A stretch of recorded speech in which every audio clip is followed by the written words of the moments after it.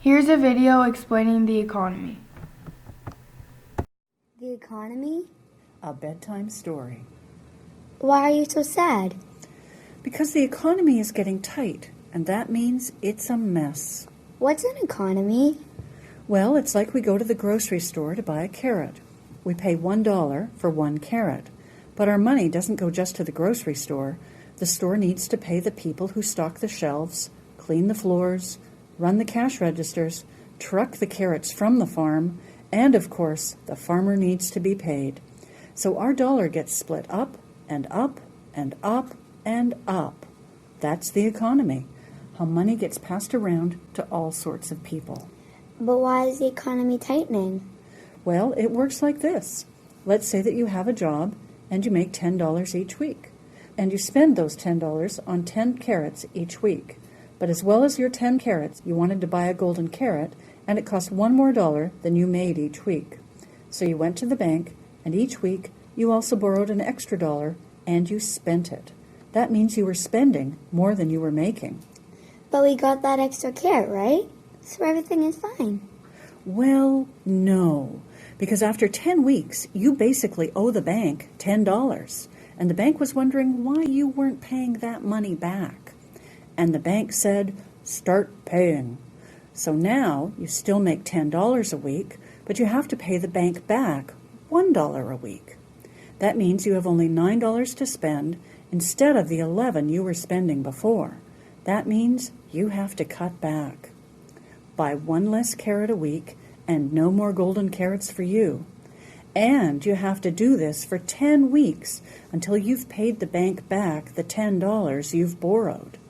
And if you don't buy the carrots, then the grocery store gets less money to pay its workers. So the store cuts back. Now the workers get less money, so they have to cut back. And that cycle continues till we have paid down our debts and we are living within our means again. Good night, sweetheart. Good night.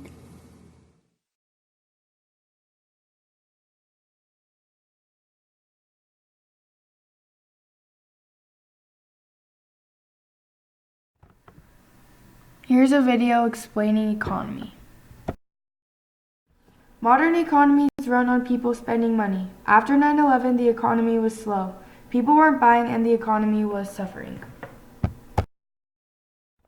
Alan Greenspan, the chairman of the Federal Reserve, which is the central bank of the United States and regulates the U.S. money and financial system, wanted to help the slow economy.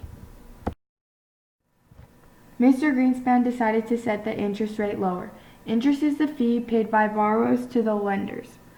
Lower interest rates make money cheaper to borrow and encourage people to spend. Lowering the interest rate caused more people to borrow. It was like a water faucet that got left on.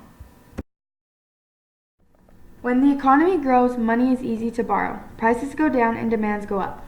Businesses borrowed cheap money to grow their businesses, and people were able to borrow cheap money to buy from those businesses. This included the banks and financial institutions.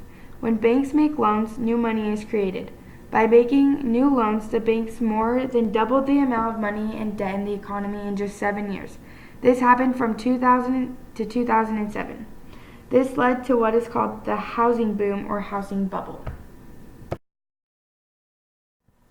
Banks were approving loans to people with poor credit scores. A credit score is a rating given to borrowers that rate their ability in paying back their debts. People were able to borrow to buy homes and cars that were really not within their means. They were like the rabbit wanting the golden carrot. Banks were using risky methods to get people approved for loans.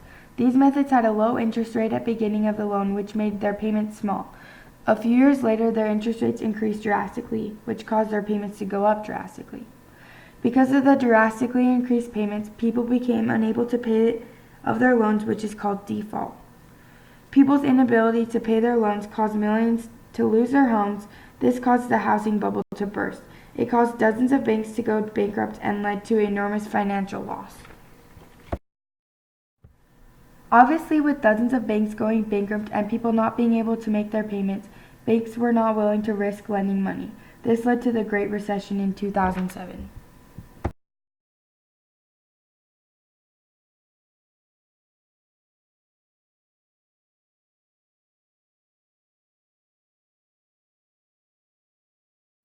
The problems with the housing market and bankrupt banks also affected the three major U.S. automakers, Ford, General Motors, and Chrysler.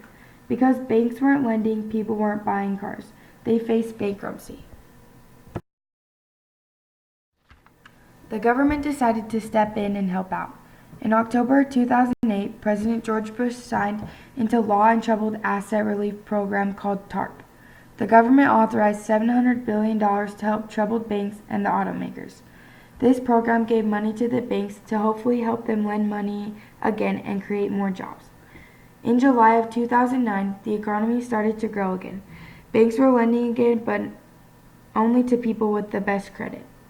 More jobs were created, more people back to work, and more money spent on economy.